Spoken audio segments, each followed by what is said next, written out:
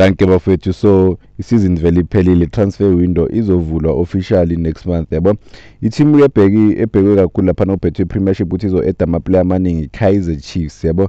So there's no doubt ukuthi Kaizer Chiefs ifuna ama-player amaningi, bafuna ukuthi ajoine i-Kaizer Chiefs lama-player akwazi ngempela ukucompete for izinto and akwazi ukusiza ucoach ukuthi akwazi ukuestablisha laphana nanokuthi abuilde i-team ewinayo ngempela yabo.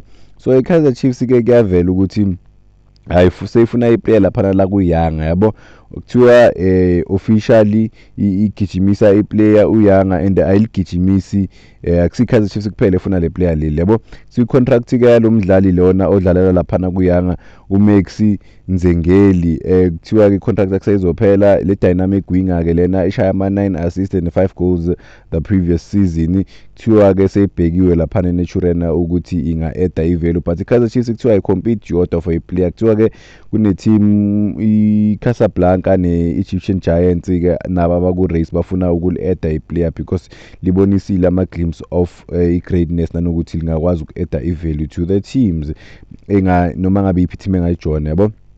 But akusiyilo kuphela i-Kaizer Chiefs iplayer lifunayo bafethu, asiye komunye laphana ofunwa i-Kaizer Chiefs yabo. Kuthiwa i-Kaizer Chiefs ke seyibuyelile ku-Terence Mashego, iplayer leMamelodi Sundowns edlala laphana left back, engathola ngo-opportunity kakhulu this season ukuthi idlale. So i-Kaizer Chiefs babheke ukuthi bali-add le player leli to their ranks, nanokuthi ke le player leli lidrojiwe, balidropile kuMamelodi Sundowns from i-squad se-World Cup. So clearly kuyabonakala ukuthi ngempela uTerence akekho emaplenzini noma kumaplani waka Miguel Cardoso yabo. So ingakho i-Kaizer Chiefs nayo ilibhekile iplay ukuthi maybe singamsayina ke lo since bangamselect nokumselecta ku-World Cup.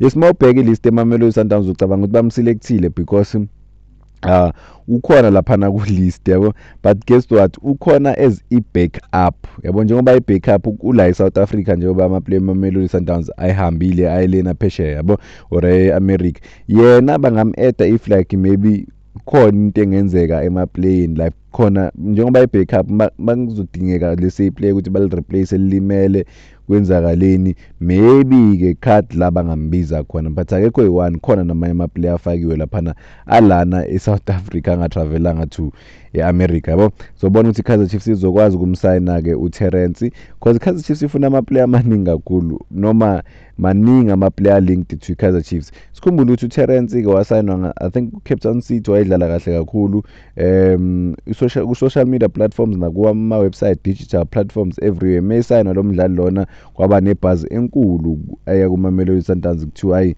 ugood ngempela, but kuMamelodi Sundowns sikhumbule ukuthi ucompete nabantu abawu-3 yena ngathi uyi-4th option yabo. So khona uMudiba laphana ku-left back ulunga, and then khona uThiwani if ngimusho kahle yabo or uThawani, yena ke ngathi uyi-third option. Simbonile edlala lapha ama-game ambalwa during the season.